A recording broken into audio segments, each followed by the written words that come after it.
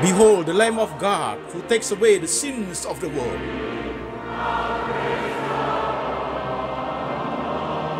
Jesus said, I am the way, the truth, and the life. No one comes to the Father but by me.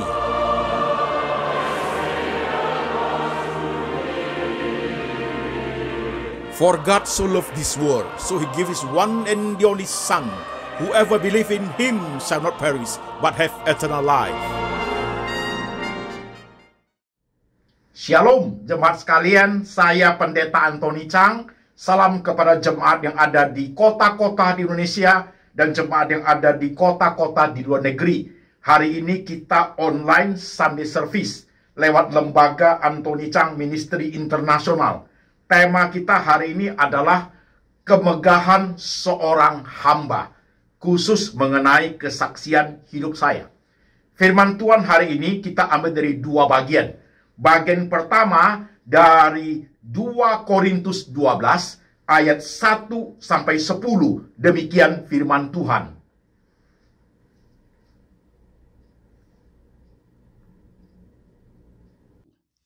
Aku harus bermegah, sekalipun memang hal itu tidak ada faedahnya.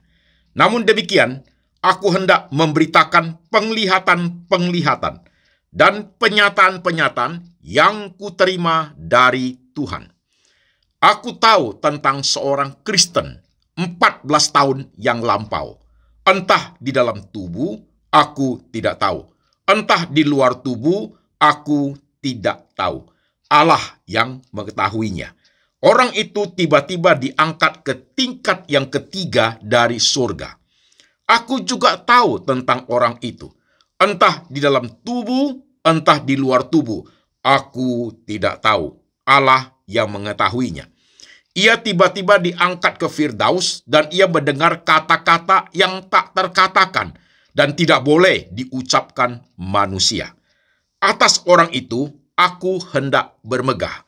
Tetapi atas diriku sendiri, aku tidak akan bermegah, selain atas kelemahan-kelemahanku. Sebab sekiranya aku hendak bermegah juga, aku bukan orang bodoh lagi. Karena aku mengatakan kebenaran, tetapi aku menahan diriku. Supaya jangan ada orang yang menghitungkan kepadaku lebih daripada yang mereka lihat padaku, atau yang mereka dengar daripadaku. Dan supaya aku jangan meninggikan diri karena penyataan-penyataan yang luar biasa itu. Maka aku diberi suatu duri di dalam dagingku, yaitu seorang utusan iblis untuk mengocoh aku, supaya aku jangan meninggikan diri. Tentang hal itu aku sudah 3 kali berseru kepada Tuhan, supaya utusan iblis itu mundur daripadaku.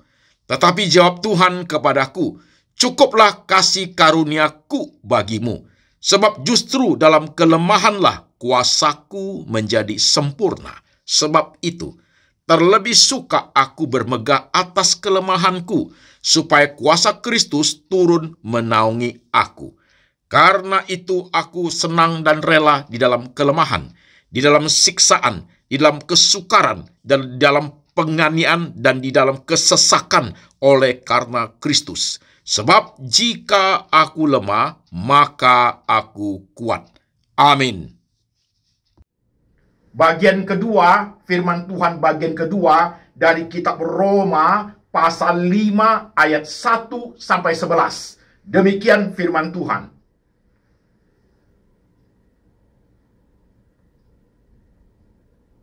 Sebab itu, kita yang dibenarkan karena iman, kita hidup dalam damai sejahtera dengan Allah oleh karena Tuhan kita, Yesus Kristus. Oleh Dia, kita juga beroleh jalan masuk oleh iman kepada kasih karunia ini. Di dalam kasih karunia ini, kita berdiri dan kita bermegah dalam pengharapan akan menerima kemuliaan Allah.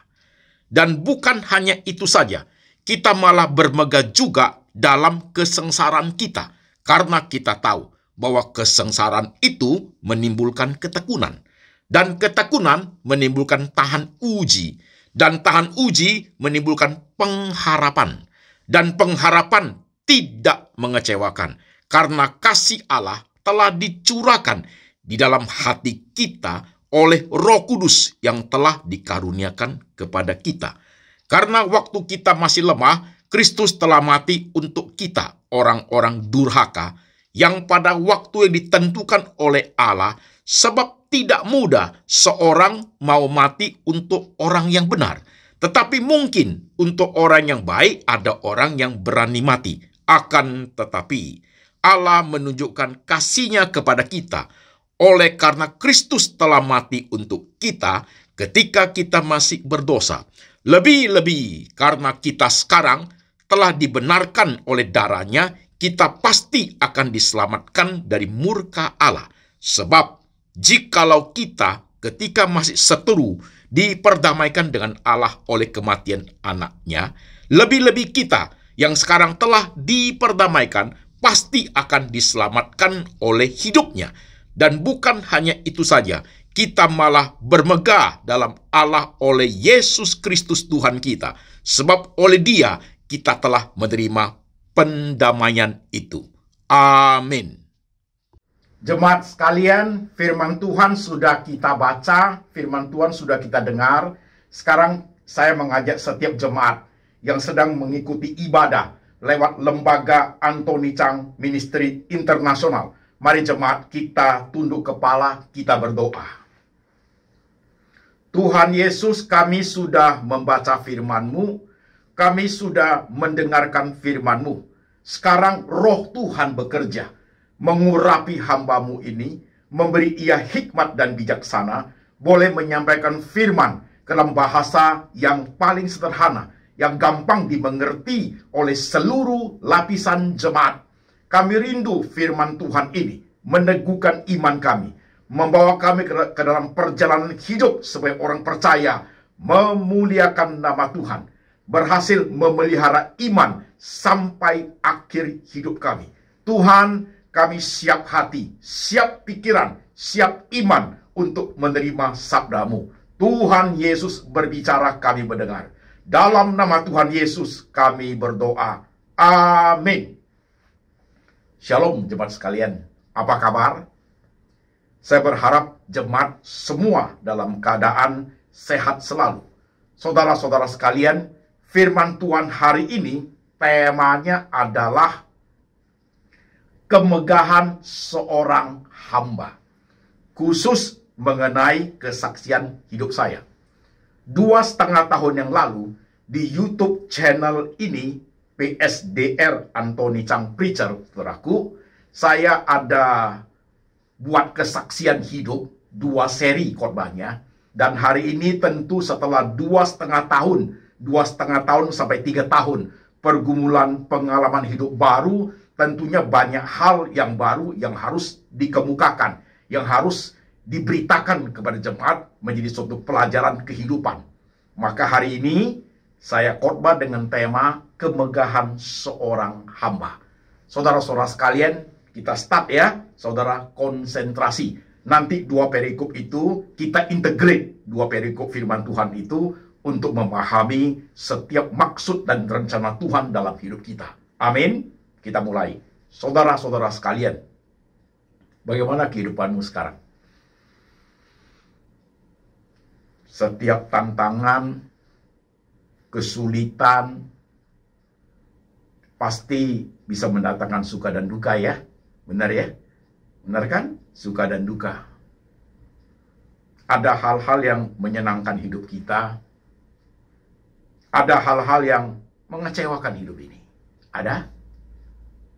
Karena hubungan kita pada saat kita hidup di alam semesta ini sebagai orang percaya, hubungan kita dalam bentuk segitiga.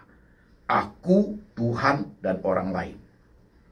Aku bisa mengecewakan orang lain bisa mengecewakan aku, dan aku bisa mengecewakan Tuhan. Seperti itu kan? Dalam bentuk segitiga. Saudara-saudara sekalian, coba lihat diri kita masing-masing. Pergumulan hidup sampai hari ini ada suka dukanya ya. Ada hal yang menyenangkan, ada hal yang mengecewakan ya. Benar? Oke, lanjut lagi. Saudara-saudaraku, dalam pergumulan hidup sebagai orang percaya ini, pasti kita bergumul yang namanya SPP. SPP itu adalah singkatan daripada sandang, pangan, dan papan. Sandang, pangan, dan papan. Yaitu tentang kebutuhan hidup kita. Di situ juga bergumul tentang masalah pasangan hidup, masalah kesehatan, masalah karir, masalah bisnis, masalah pelayanan, masalah rumah tangga, family, keluarga, anak cucu, semua masalah ada di situ, saudaraku. Jadi masalah SPP, sandang, pangan, papan. Nah, ini adalah masalah dalam hidup kita yang selalu menjadi pergumulan setiap orang percaya, termasuk saya sebagai seorang hamba Tuhan. Oke? Dan ini pergumulan hidup kita ini tidak mudah, karena akan terus kita jalani sampai hidup kita, sampai akhir hidup. Pergumulan seperti ini baru selesai. Baru selesai. Saudara-saudara sekalian, saya adalah manusia biasa seperti saudara, jemaat juga. Manusia yang juga bergumul dalam hal yang mirip-mirip kita, saudaraku. Nah, sekarang perhatikan. Pengalaman hidup saya, saudaraku, saya menjadi anak Tuhan itu, saya menjadi orang percaya itu, saya sudah menjadi orang Kristen sampai hari ini 32 tahun. Saya bertobat itu umur 26, saudara-saudaraku. Saya sekarang berumur 58. 2 tahun lagi saya umur 60 tahun. 60. Gigi 6, saudaraku ya. Kalau di mobil, gigi 5 itu mundur ya, saudaraku ya. Kalau gigi 6 itu kemana, saudara sekalian? 2 tahun lagi, usia 60 tahun. Dalam perjalanan hidup saya, kalau saudara kembali kepada seri kesaksian hidup saya, 2 seri itu, saudaraku. Di masa muda saya mengalami stres berat, mengalami depresi akut, depresi fase kelima, saudara sekalian. Di dalam perjalanan hidup seperti itu, saya terhindar dari 3 kali kematian. 3 kali kematian. 2 kali kematian untuk menghilangkan nyawa sendiri. 1 kali terhindar kematian karena masalah serangan jantung, saudara sekalian. Dan saudara perlu perhatikan. Pada masa muda saya ketika saya mengalami depression, saudaraku ya. 2 kali saya terhindar dari menghilangkan nyawa sendiri. 1 kali adalah pada saat saya ada keinginan untuk menghilangkan nyawa sendiri dengan melompat dari jembatan penyeberangan Hayam Buruk Gajah Mada, jalan protokol itu, saudaraku. Itu tidak jadi, saudara sekalian, karena ada Tuhan yang melindungi aku. Yang kedua adalah ketika dalam keadaan tidak sadar itu, saudaraku, karena sudah depresi fase kelima, saya berjalan ke area Mangga Besar, saudaraku. Di situ ada rel kereta api yang sekarang relnya sudah di atas. Kereta apinya sudah lewat atas. Saya duduk di rel itu tidak sadar, itu dalam keadaan bahaya. Karena saya disuruh oleh suara-suara untuk duduk di situ.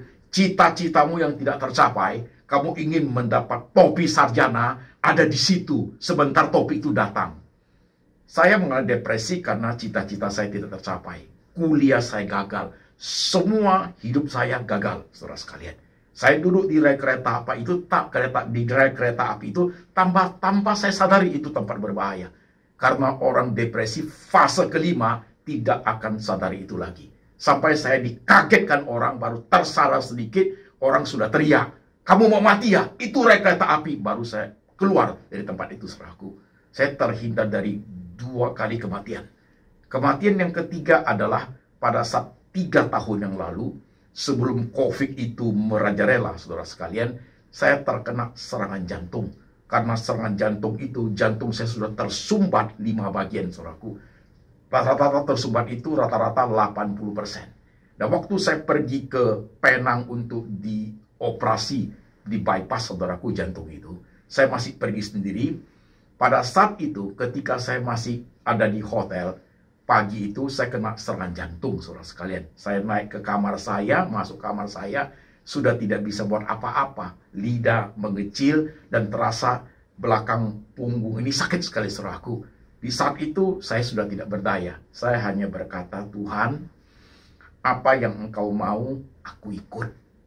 Tuhan, secara manusia aku ingin sembuh, aku ingin dioperasi. Tapi keadaan seperti ini, saya tidak punya keluarga, di samping kiri kanan saya nggak ada orang, aku sendiri. Aku hanya punya Tuhan saat itu. Tuhan, engkau mau apa, aku ikut. Aku tertidur saat itu, saudaraku, tertidur kira-kira 20 menit, saya bangun, saya masih mendengar suara mobil, berarti aku lepas daripada serangan jantung. 3 kali saya terhindar dari kematian. Setelah operasi bypass jantung itu selesai, saudaraku, saya balik ke Indonesia. Waktu balik ke Indonesia, COVID sudah merajalela, kan begitu ya.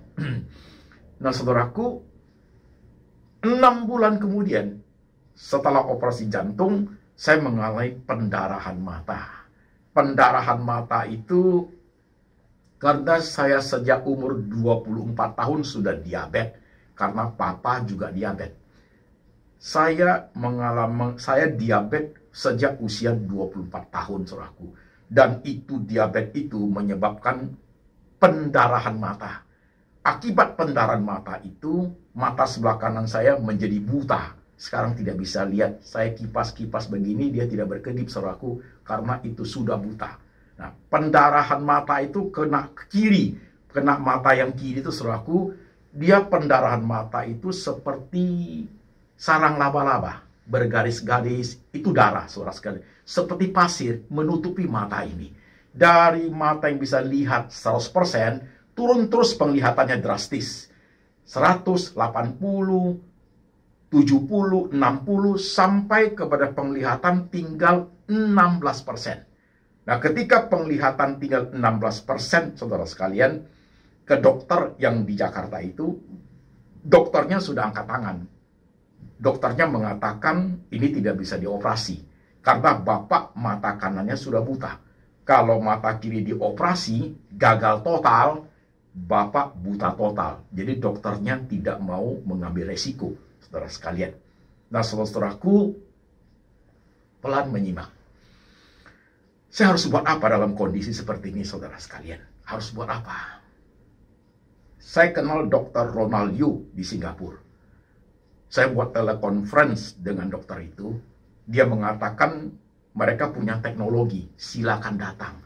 Tapi pada saat itu COVID lagi begitu hebat, begitu sulit dapat izin masuk ke Singapura. Saya merasa jauh sekali harapan saya bisa ke situ. Tapi saya coba juga, saudara sekalian. Dari dokter itu memberi ajuan kepada Menteri Kesehatan di Singapura. Saya diberi izin masuk, saudara sekalian. Saya belum vaksin sama sekali pada saat itu. Dan setelah masuk ke Singapura harus karantina 9 hari. Hari kelima saja itu pendarahan sudah banyak, sudah tidak kuat, saudara sekalian. Langsung dibawa ke rumah sakit untuk dioperasi. Setelah operasi, 2 dokter menangani mata saya. Setelah operasi, 3 hari kemudian saya buka mata saya. Itu kota Singapura menjadi clear, saudaraku, menjadi jelas. Dari 16% menjadi 80% penglihatannya. Saudaraku, puji Tuhan, terhindar dari buta total. Tapi saudaraku, perlahan menyimak sebentar. Tidak mudah loh untuk menjalani kehidupan seperti ini. Tidak mudah, saudara-saudara sekalian. Tidak mudah. Sama dengan jemaat juga kan. Di tengah pergumulan kita, saudaraku, dengan semua problem yang kita hadapi, termasuk saya, sering kita menaikkan doa, bukan? Ya kan?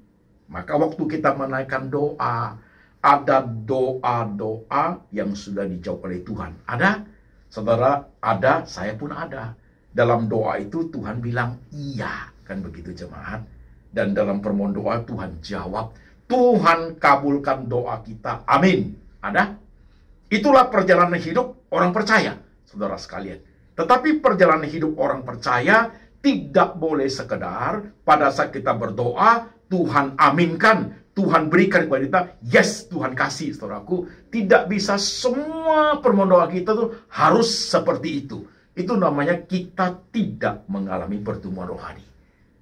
Bagian pertama Tuhan kasih doa kita, Tuhan jawab iya. Tapi bagian kedua menuju kepada suatu kerohanian yang lebih tinggi sifatnya, saudaraku, adalah doa kita itu sampai sekarang ngambang. Doa kita itu belum dijawab Tuhan. Kita dalam posisi wait, ngambang. Gak tahu sampai kapan Tuhan baru mau jawab. Ada itu padamu jemaat sekalian? Kita tenang saja di poin ini. Ada? Sama saya ada. Permohonan doa saya sampai hari ini masih ngambang. Tuhan belum beri jawaban. Masih dalam posisi wait. Saya tidak tahu harus tunggu sampai kapan. Saya yakin pasti jemaat pun dalam pergumulan hidup sampai hari ini ada doa-doamu dalam segala pergumulan. Mau pergumulan kesehatan, rumah tangga, pasangan hidup, karir, bisnis, keuangan, dalam pergumulan apapun. Ada bagian doa yang sampai hari ini Tuhan belum jawab, saudara sekalian. Ada? Oke? Dan ada juga bagian kehidupan kerohanian kita adalah ketika doa kita dijawab oleh Tuhan, saudaraku, tidak seperti yang kita harapkan. Ada? Saya juga ada. Saudara pasti juga ada. Ingat tadi firman Tuhan yang kita baca, itu juga terjadi kepada Rasul Paulus. Ketika dia mengalami duri dalam daging, dia berseru 3 kali kepada Tuhan. Itu artinya sangat urgent. Supaya Tuhan itu meluputkan dia dari duri dan dalam daging itu. Tapi Tuhan say no. Paulus sangat mengharapkan Tuhan itu menjawab doa dia. Tapi jawaban Tuhan adalah, cukup kasih karuniaku bagimu. Kasih karuniaku cukup bagimu untuk menghadapi setiap masalah. Jadi apa yang Paulus mau, Tuhan tidak beri. Itu loh hidup ini, saudaraku. Ada padaku, ada padamu. Doa yang kamu naikkan, Tuhan jawab tidak seperti yang kita harapkan. Ada? Ada? Oke? Nah, saudara sekalian, kalau sampai di sini, saudara harus menyimak, harus lihat hidup saudara-saudara masing-masing. Tidak mudah bagi saya sebagai seorang hamba Tuhan untuk menjalani hidup dalam kondisi kesehatan yang amat parah. Setelah pasca operasi jantung, saya harus berhenti berkhotbah selama 1 tahun, saudaraku. Juga karena saat itu COVID sangat besar. Virus-virus itu merajalela kemana-mana, saudara sekalian. Saya harus menjaga kondisi jantung, harus rest total 1 tahun. Setengah tahun saja, mata juga harus dioperasi, saudara sekalian. Jadi kondisi saya itu tidak bisa kemana-mana, saudara sekalian. Tidak bisa kemana-mana. Sampai hari ini, saya restnya itu, saudaraku, 3 tahun. 3 tahun saya tidak khotbah keluar, saudaraku. Nah, ini adalah suatu pergumulan yang tidak mudah bagi saya sebagai seorang hamba Tuhan. Gak mudah, saudaraku. Gak mudah. Saudara menyimak apa yang saya jelaskan hari ini. Perhatikan, saudara sekalian. Saya juga punya keluarga. Saya juga punya anak-anak yang masih kuliah, yang masih sekolah. Saya juga butuh biaya kehidupan, saudaraku. Saya bukan pendeta yang punya latar belakang bisnis. Bukan. Saya adalah pendeta yang melayani umat Tuhan. Senin sampai Minggu, Minggu sampai Senin, saudara sekalian. Tapi karena kesehatan saya tidak bisa keluar, saudaraku, 3 tahun saya berhenti berkhotbah. Itu tidak mudah bagi saya. Itu pergumulan yang sulit buat saya, jemaat sekalian. Sulit. Nah, saudara perhatikan. Di tengah harus jaga kondisi jantung. Di tengah-tengah saya harus menjaga kondisi mata. Sebelum berhasil operasi di Singapura, saudaraku. Betapa sulitnya melewati masa-masa seperti itu. Saudara sekalian, coba saudara bayangkan sebentar. Saat saudara mendengar ibadah seperti ini, tiba-tiba saudara itu tidak bisa melihat. Saudara itu bisa melihat hanya 16%. Semua kabur. Lihat orang hanya bentuk orangnya saya, tapi tidak wajahnya, tidak tahu siapa dia. Dari jarak dekat loh. Dari jarak 1 meter sampai 2 meter. Nggak lihat, saudaraku. Jarak setengah meter pun nggak lihat. Hanya tahu orang tapi tidak bisa lihat. Karena mata ini, saudaraku, seperti bola lampu pijar yang sudah mulai mau putus, saudaraku, begitu. Terang sedikit redup, dia terang sudah kuning, sudah hampir putus, saudaraku. Itu mata seperti itu. Betapa sulitnya menjalani hidup seperti itu. Kalau kita sehat, mata masih bisa lihat, kita bisa berusaha untuk berbuat apa. Tapi ini karena mata tidak bisa lihat, we do nothing. Kita tidak bisa buat apa-apa, saudaraku. Gak bisa buat apa-apa. Dan satu lagi, karena kondisi mata pendarahan terus, dokter Jakarta mengharuskan saya tidur itu tidak boleh terlentang. Tidak boleh tidur di kasur. Tidak boleh tidur di tempat tidur. Kalau saya tidur di tempat tidur, itu darahnya akan terus masuk ke dalam mata. Saya harus dalam posisi tidur, dalam posisi duduk, saudaraku. Selama setengah tahun, saya tidur dalam posisi duduk, saudara sekalian. Dengan duduk seperti ini. Can you imagine bagaimana menjalani hidup di tengah kekhawatiran tentang kehidupan, kebutuhan keluarga, di tengah kekhawatiran tentang stucknya berhentinya pelayanan kepada gereja-gereja Tuhan, di tengah kekhawatiran untuk memahami mata ini kalau tidak sembuh bagaimana, betapa sulitnya menjalani kehidupan ini, saudaraku. Susah benar. Susah benar. Karena kita membuat sesuatu untuk diri kita sendiri sudah tidak bisa. Baca handphone, lihat HP sudah tidak mungkin. Makan makanan pun banyak makanan yang jatuh tidak sampai pas ke mulut karena tidak bisa lihat, saudaraku. Itu menjadi kesulitan yang amat sulit untuk menjalani hidup ini. Itulah yang saya alami, saudaraku. Tapi Tuhan itu baik. Hasil operasi saya di Singapura itu berhasil, saudaraku. Saya sampai hari ini bisa melihat 80%. Mata kanan memang sudah buta, tapi mata kiri bisa melihat 80%. Saudara-saudara sekalian, kalau hari ini saudara mendengar saya berkhotbah seperti ini, minggu ini, saudaraku, saya tidak ada di Jakarta, saya lagi ada di Singapura. Karena pasca operasi mata saya sudah 1,5 tahun. Saya harus pergi cek kembali. Kenapa saya harus cek kembali? Karena mulai bulan Juli ini, saudaraku, saya sudah ready, kesehatan sudah oke, mata sudah oke, untuk kembali melayani Tuhan seperti masa-masa lalu. Saudara sekalian, seperti masa-masa lalu. Sudah ready. Pertama kali sudah mulai melayani minggu lalu, saudara sekalian, di gereja di Puncak di Hotel Yasmin. That is my first time, udah mulai melayani lagi, saudaraku. Tapi saya harus cek mata saya dulu, karena saya tipe pengkhotbah, kalau sudah ada poin-poin penting, saya teriak, saudaraku. Nah, itu mengkhawatirkan kalau tekanan darahnya ke mata. Saya harus cek kembali kepada dokternya untuk bisa bagaimana mata saya bisa di-cover dengan baik, mungkin dengan suntikan atau apa, supaya mata itu tidak terganggu, saudara sekalian. Saya tidak bisa khotbah plain, kalimat sederhana, kalimat mendatar di mimbar. Tidak bisa, saudaraku. Ada hal yang penting, saya harus berteriak atas nama Tuhan untuk meneguhkan iman jemaat. Itu kehidupan saya, saudara sekalian. Jadi, berapa hari ini, sekitar seminggu saya ada di Singapura. Nanti tanggal 3 Agustus saya balik kembali untuk ready untuk melayani Tuhan. Perjalanan hidup yang memang tidak mudah, saudaraku. Tapi saya lewati satu persatu. Saya lewati satu persatu. Betapa sulitnya itu kehidupan. Masalah mata ini adalah jendela dunia, tapi tidak bisa lihat. Tiba-tiba saudara gelap, tidak bisa lihat, saudara mau buat apa? Mau buat apa? Orang-orang pun saudara tidak kenal. Saudara bisa buat apa? Alkitab pun saudara tidak bisa baca. Seolah semua jalan saya diblok sama Tuhan. Tidak ada jalannya. Bagaimana menjalani hidup? Kalau sampai poin ini, saya ingin bertanya kepada jemaat. Yang kau hadapi itu sehari ini seperti apa? Susah keuangan engkau, tapi masih sehat ya? Rumah tanggamu bermasalah, tapi matamu masih bisa melihat keluarga ya?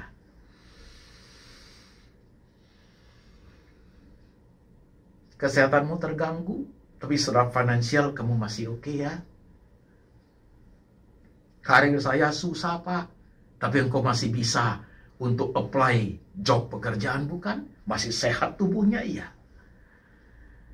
Cita-citamu belum tercapai, tapi kamu masih muda, masih kuat, masih bisa menjalankan, masih bisa berusaha dengan berbagai cara, masih banyak jalan bisa tempuh karena engkau masih muda dan sehat. Betul? Saudara-saudara sekalian, bagi saya, kemegahan seorang hamba adalah satu, saya setia menjalankan panggilan saya sebagai seorang pemberita firman. Itu suatu kemegahan seorang hamba bagi saya. Saya setia menjalankan panggilan Tuhan menjadi seorang pemberita firman Tuhan. Maka ini setelah sehat harus kembali melayani Tuhan, saudaraku. Itu adalah suatu kemegahan seorang hamba. Bagi saya tidak ada istilah emeritus. Emeritus adalah istilah gereja, saudaraku. Jikalau seorang pendeta sudah tua, dia pensiun, itu disebut emeritus. Bagi saya tidak ada istilah emeritus. Emeritus terjadi pada saya adalah ketika saya menghembuskan napas terakhir. Itu emeritus. Tetapi kalau saya masih hidup, saya melayani Tuhan, memberitakan firman Tuhan. Itu kemegahan seorang hamba buat saya. Kemegahan seorang hamba yang kedua, saudaraku, buat saya sebagai seorang pendeta. Dengan segala tantangan yang saya hadapi, tiga kali terhindar dari kematian, terhindar dari buta total, dengan segala medan yang sulit, tantangan, air mata, kesulitan pelayanan, keluarga, semua yang saya hadapi, saudaraku. Dalam doa permohonan kepada Tuhan secara pribadi, pasti ada keinginan-keinginan dalam diri sebagai manusia, sama dengan saudara. Saya tidak pernah menuntut Tuhan. Tak pernah. Saya tidak pernah menggunakan jasa saya selama ini untuk menuntut Tuhan, memberikan apa yang saya mau. Tak pernah. Saya tidak pernah pakai cara-cara rohani, puasa ini itu untuk menuntut Tuhan supaya berikan kepadaku apa yang aku ingini. Ini jasaku sekian puluh tahun. Aku tidak pernah. Dan saya bangga sebagai pendeta, itulah kemegahan seorang hamba. Saya menjalani apa yang harus saya jalani, dan saya tidak pernah tuntut Tuhan. Tidak mau saya, saudaraku. Saya tidak mau. Dan kebanggaan saya, kemegahan saya sebagai seorang hamba adalah yang ketiga adalah, saudaraku, saya setia memikul salib yang harus saya pikul. Ya. Saya ikut apa yang Tuhan mau dalam hidup saya. 3 kali terhindar dari kematian, Tuhan ada di situ.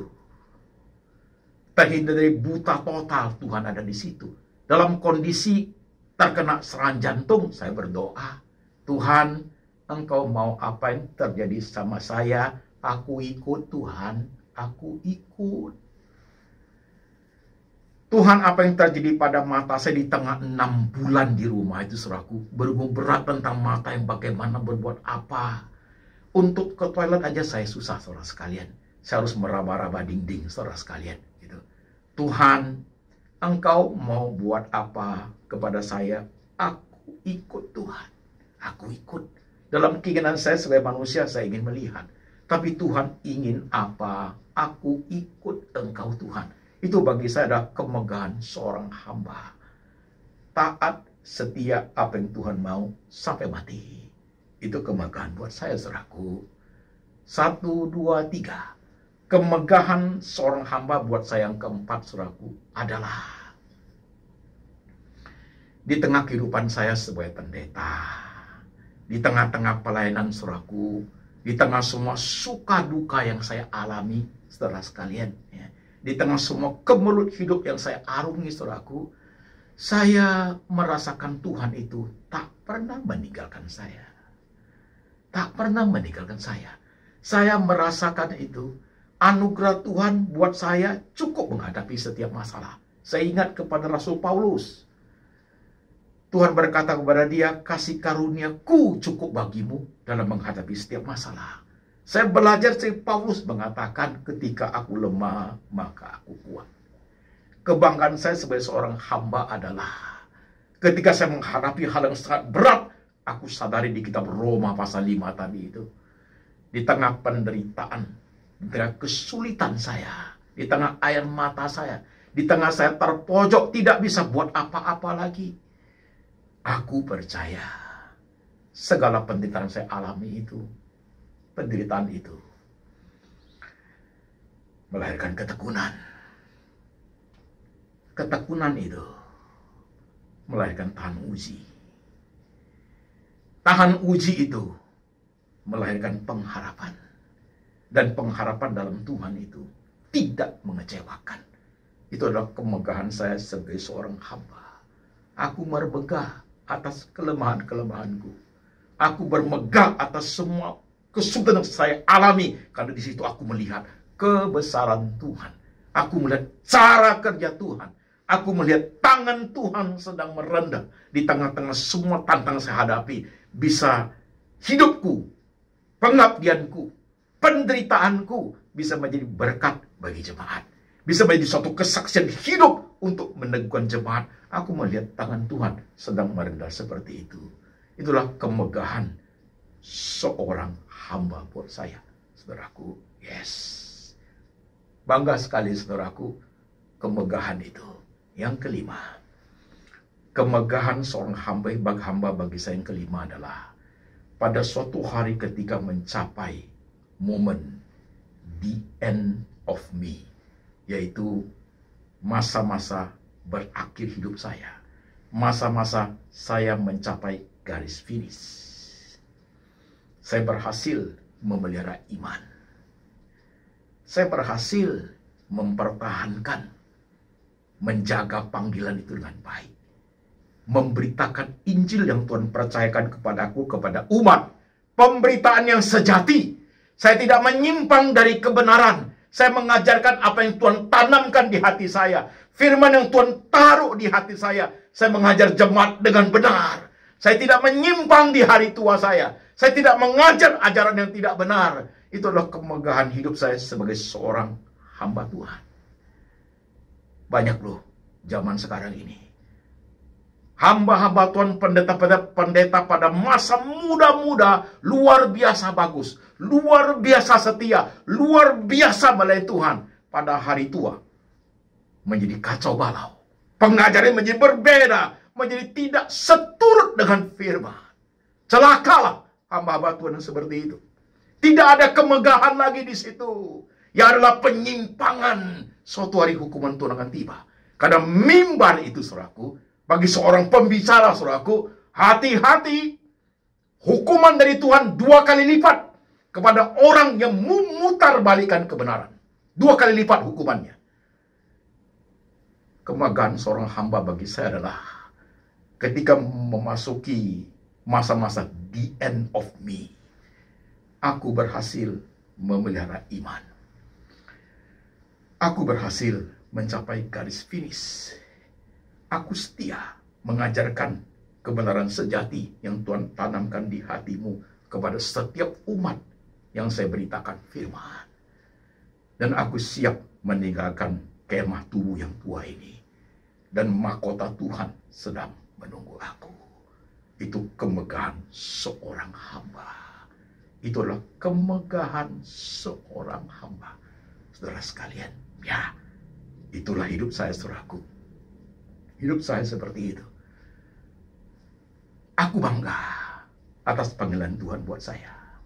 Bangga dengan hidup seperti ini. Saya kadang-kadang duduk sendiri di tengah kesepian loneliness itu. Duduk sendiri sasat kontemplasi, saudaraku. Saya sampai berkata kepada diriku sendiri, Antoni, kamu tidak boleh lupa Tuhan. Antoni, kamu tidak boleh lupa kebaikan Tuhan. Antoni, kamu tidak boleh lupa panggilan Tuhan. Antoni, kamu tidak boleh memberikan firman dengan tidak benar. Kau harus setia memberitakan Injil yang benar. Saya berkata kepada diri saya, saudaraku, supaya hari tuaku aku tidak menyimpang. Hari tuaku aku tekun memberitakan Injil yang setia yang Tuhan tanamkan di hati saya. Yang Tuhan panggil aku sejak aku pertama kali percaya Tuhan Yesus. Itulah kemegahan hidup bagiku sebagai seorang hamba. Dan 3 Agustus ini saya akan pulang dari Singapura, saudara sekalian, untuk ready untuk khotbah ke gereja-gereja Tuhan, saudaraku. Ready untuk khotbah sampai kapan saya tidak tahu, tetapi tidak pernah tidak menggebu-gebu. Tidak pernah tidak menggebu-gebu, saudaraku.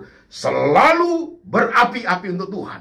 selalu berkobar-kobar untuk Tuhan, untuk meneguhkan iman jemaat, untuk memenuhi panggilan hidupku sebagai seorang pengkhotbah. Saudara sekalian, yes. Sampai kapan, Pak Pendeta Anthony Chang? Sampai napasku terakhir. Sampai aku mencapai garis finish. Sampai suatu hari Tuhan bilang, tugas saya selesai. Saya pulang, saudaraku. Saya pulang. Mahkota Tuhan sudah tersedia buat saya. Saudara-saudara sekalian, ukuran kesetiaan sebagai seorang hamba bukan terletak di jumlah jemaat, saudaraku. Bukan. Ukuran kesetiaan seorang hamba bukan terletak di seberapa besar gereja yang kamu bangun. Bukan, saudaraku. Bukan. Bukan itu loh. Ukuran kesetiaan seorang hamba adalah kesetiaan, ketekunan dalam menjalin panggilan Tuhan. Memberitakan Injil yang sejati. Tidak menyimpang kebenaran itu. Itulah ukuran kesetiaan seorang hamba Tuhan, saudaraku. Ya. Itu ukurannya, saudaraku. Camkan hati ini, saudara sebagai seorang pendeta. Camkan apa yang saya ngomong ini, saudara sebagai seorang misioneri. Saudara sebagai seorang mahasiswi teologi yang sedang menempuh pendidikan sekolah teologi. Camkan apa yang saya katakan ini. Banyak hamba Tuhan yang sudah besar, sudah terkenal, sudah banyak sekali pengikutnya, menyimpang dia. Memutarbalikkan fakta. Memanfaatkan jemaat untuk memperoleh keuntungan. Ujungnya sudah duit. Ujungnya duit. Apakah itu suatu kesetiaan seorang hamba Tuhan? Hitungannya bukan di situ, saudaraku. Hitungannya bukan hitungan seperti yang dunia hitung, saudaraku. Bukan. Seberapapun besar jemaatnya, seberapapun medan kesulitannya, saudaraku, faktor ukuran dari Tuhan adalah kesetiaan daripada hamba Tuhan itu. Menekuni panggilannya. Whatever happen. Bagaimana sulit tantangan itu. Berapa banyak jiwa yang Tuhan percayakan sekalipun. Kesetiaan menjalankan tugas panggilan itu. Itu tolak ukurnya, saudaraku. Itu tolak ukurnya. Itu tolak ukurnya. Saudara-saudara sekalian, God bless you. Tuhan memberkati engkau dengan firman hari ini.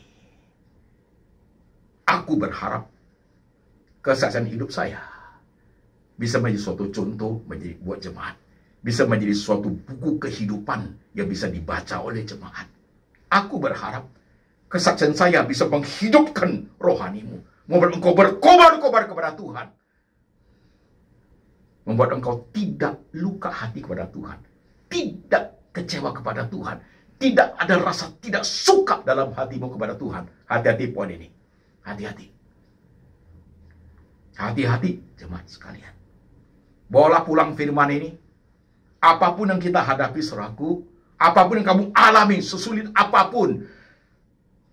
Segala perkara dapat kutanggung di dalam Dia, Yesus Kristus Tuhan, yang senantiasa memberikan kekuatan kepadaku. Ya, yang senantiasa memberikan kekuatan kepadamu. Itulah kebanggaan kita sebagai orang-orang percaya. Will you? Jangan terbawa arus zaman. Jangan terbawa oleh ajaran-ajaran membawa engkau berbelok daripada kebenaran yang Tuhan sudah tanamkan dalam hatimu. Jangan pernah mau. Itulah harta yang paling kekal dalam hidupmu, yang tidak boleh digeser sedikit pun oleh arus perkembangan zaman, saudaraku. Jangan pernah mau. Saudara sekalian, kau yang sedang mendengar khotbah hari ini, baik engkau ada di Indonesia maupun di kota-kota di luar negeri, di tengah semua suka duka yang kamu alami, di tengah banyak kemelut yang kamu hadapi, ingat ya, penderitaan yang kamu alami itu bisa menghasilkan suatu ketekunan.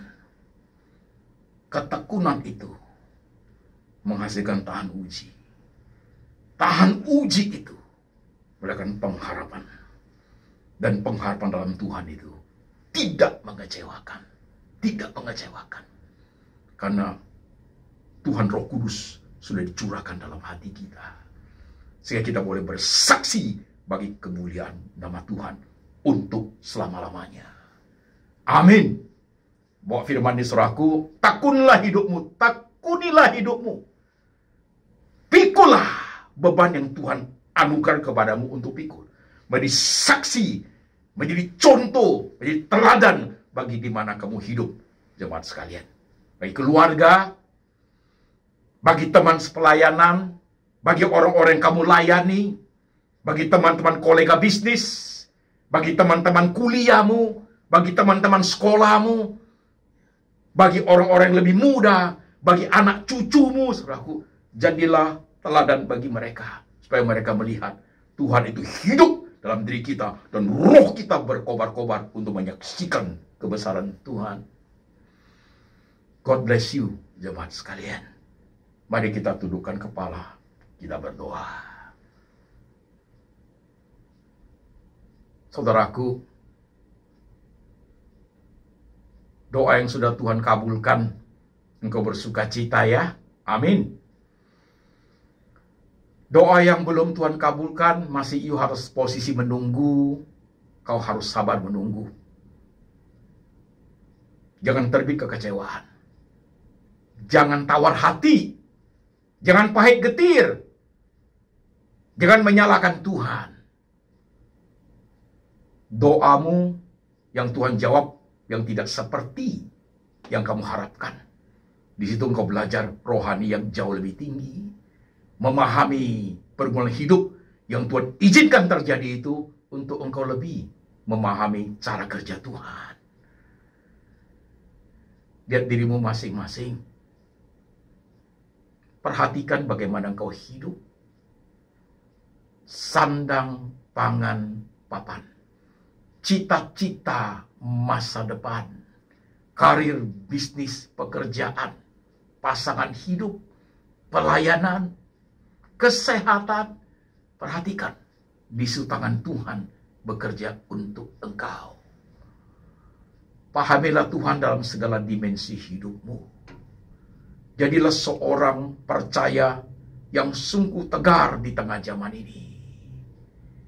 Pikulah salib yang Tuhan haruskan engkau pikul, supaya engkau menjadi saksi bagi dunia ini. Supaya orang melihat dalam dirimu ada kebesaran Tuhan, di belakangmu ada kemuliaan Tuhan. Orang berseru memuji kebesaran nama Tuhan Yesus Kristus. Camkan dalam hatimu, Tuhan itu setia menjaga engkau selama-lamanya. Tuhan, hamba berdoa untuk setiap umat yang kepalanya sedang tertunduk. Teguhkan iman mereka. Di tengah mereka sudah mulai lesu iman, tangan Tuhan meneguhkan. Di tengah mereka sudah tidak ada pengharapan, sangat kecewa hidupnya, Tuhan memberikan suatu pengharapan yang besar. Di tengah penderitaan mereka, supaya bisa melahirkan ketekunan buat mereka ya Tuhan. Sehingga mereka tahan uji dalam segala hal. Sehingga mereka mendapat pengharapan dalam Tuhan. Dan pengharapan itu tidak mengecewakan. Letakkan tanganmu di kepala jemaat ya Tuhan. Letakkan tanganmu di hati jemaat ya Tuhan Yesus. Teguhkan perjalanan hidup mereka. Dan biarlah berkat ini turun atas jemaat. Kasih dari Bapa dari surga turun atas engkau. Yesus Kristus adalah gembala yang baik, pemelihara jiwamu yang sempurna. Dan Tuhan Roh Kudus selalu mengingatkan engkau akan kitab suci tentang kebenaran itu. Hidup seturut dengan firman. Sampai selama-lamanya. Sampai Tuhan Yesus datang kembali menjemput setiap orang percaya. Dalam nama Tuhan Yesus. Amin. To